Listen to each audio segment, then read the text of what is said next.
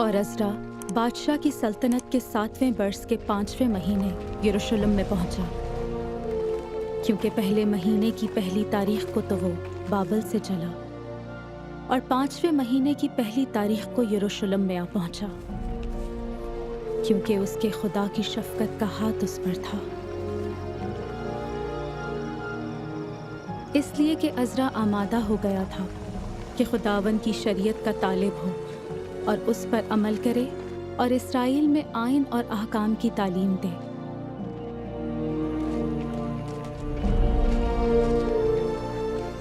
और अज़रा काहिन और फ़कीह यानी खुदावन के इसराइल को दिए हुए अहकाम और आइन की बातों के फ़कीह को जो ख़त अरतक्षश्ता बादशाह ने इनायत किया, उसकी नकल ये है। चूँकि तू बादशाह और उसके सातों मुशीरों की तरफ से भेजा जाता है ताकि अपने खुदा की शरीयत के मुताबिक जो तेरे हाथ में है यहूदा और यरूशलेम का हाल दरियाफ्त करे। अपने बाप दादा के वक्त से आज तक हम बड़े खताकार रहे और अपनी बदकारी के बायस हम और हमारे बादशाह और हमारे काहिन और मुल्कों के बादशाहों और तलवार और असीरी और गारत और शर्मिंदगी के हवाले हुए हैं, जैसा आज के दिन है।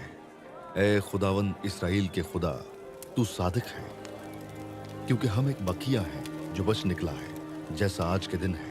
देख, हम अपनी खताकारी में तेरे हुजूर हाजिर हैं, क्योंकि इसी सबब से कोई तेरे हुजूर खड़ा रह नहीं सकता।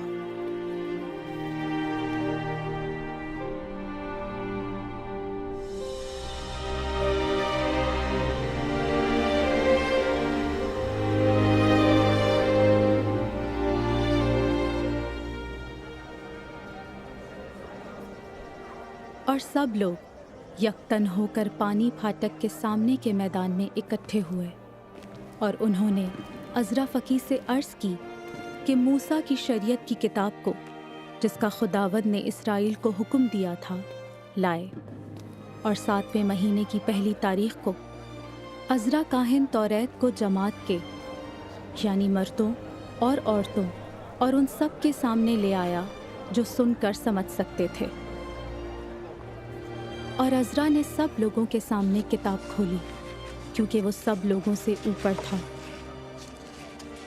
और जब उसने उसे खोला तो सब लोग उठ खड़े हुए। खुदा ने इब्तदा में जमीन और आसमान को पैदा किया, और जमीन वीरान और सुनसान थी और गहराव के ऊपर अंधेरा था, और खुदा की रूह पानी की सतह पर जुम्बिश करती थी। और खुदा ने कहा कि रोशनी हो जा, और रोशनी हो गई। फिर खुदा ने कहा कि हम इंसान को अपनी सूरत पर अपनी छवि की मानंद बनाएं, और वो समुद्र की मछलियों और आसमान के परिंदों और चौपायों और तमाम जमीन और सब जानदारों पर जो जमीन पर रेंगते हैं इख्तियार रखें। और जमीन पर अब तक खेत का कोई पौधा न था और न मैदान की कोई सब्जी अब तक उगी थी, क्योंकि खुदावंद खुदा ने जमीन पर पानी नहीं बरसाया था और न जमीन जोतने को कोई इंसान था।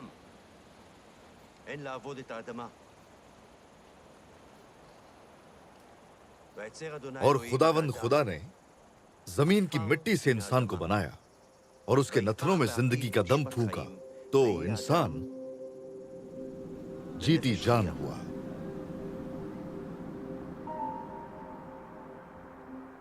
और खुदावंद खुदा ने मशरिक की तरफ अदन में एक बाग लगाया और इंसान को जिसे उसने बनाया था वहां रखा।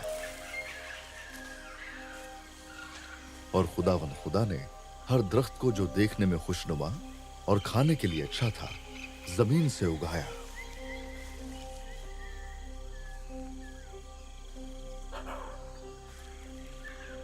और बाग के बीच में हयात का दरख्त और नेको बद की पहचान का दरख्त भी लगाया।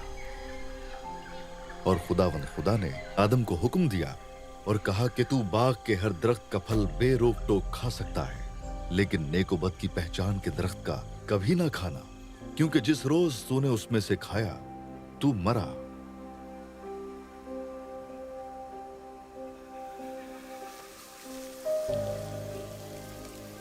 और खुदावंद खुदा ने कहा कि आदम का अकेला रहना अच्छा नहीं, मैं उसके लिए एक मददगार उसकी मानंद बनाऊंगा।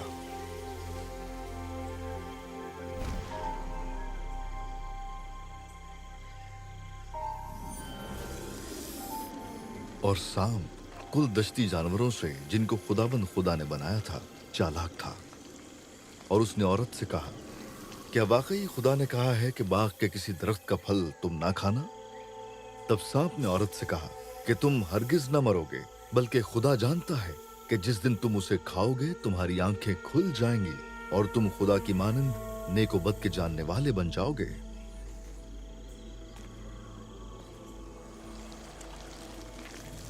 औरत ने जो देखा कि वो दरख्त खाने के लिए अच्छा और आंखों को खुशनुमा मालूम होता है और अक्ल बख्शने के लिए खूब है, तो उसके फल में से लिया।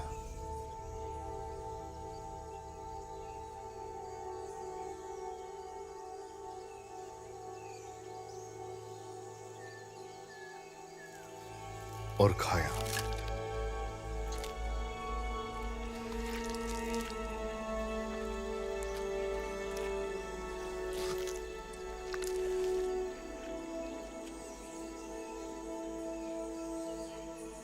और अपने शौहर को भी दिया और उसने खाया। तब दोनों की आंखें खुल गईं और उनको मालूम हुआ कि वो नंगे हैं। और उन्होंने इंजीर के पत्तों को सीकर अपने लिए लुंगियां बनाई। तब खुदावंद खुदा ने औरत से कहा कि तूने ये क्या किया? औरत ने कहा कि सांप ने मुझको बहकाया तो मैंने खाया। और खुदावंद खुदा ने कहा, देखो, इंसान नेको बद की पहचान में हम में से एक की मानंद हो गया। अब कहीं ऐसा ना हो कि वो अपना हाथ बढ़ाए और हयात के दरख्त से भी कुछ लेकर खाए और हमेशा जीता रहे।